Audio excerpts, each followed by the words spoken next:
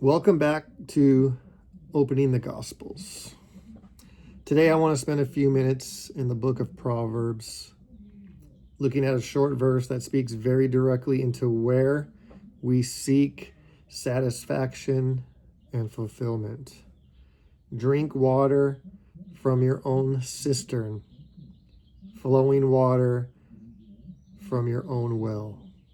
At first glance, this verse feels very simple, almost quiet, but it's carrying a lot of wisdom.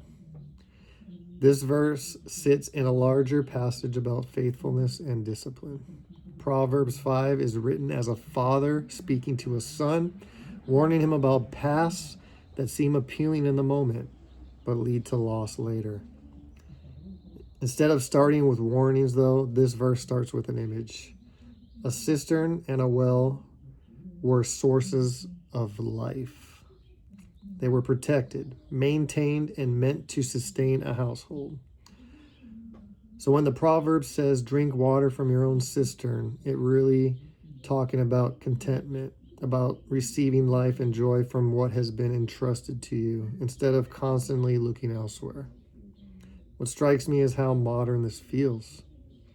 We live in a time where it's incredibly easy to look outside our own lives, other people's relationships, success, bodies, freedom, and imagine that satisfaction is always somewhere else. This verse gently pushes back against our instinct. It doesn't say don't desire. It doesn't say shut everything down. It says direct your desire wisely. There is an assumption here that desire itself is not the problem, but misdirected desire leads to brokenness. This verse makes me ask myself, where am I drinking from? Am I content with what God has given me? Or am I always looking over the fence, convinced that life is fuller somewhere else? That question goes far beyond relationships. It applies to work, ambition, attention, and even our spiritual lives.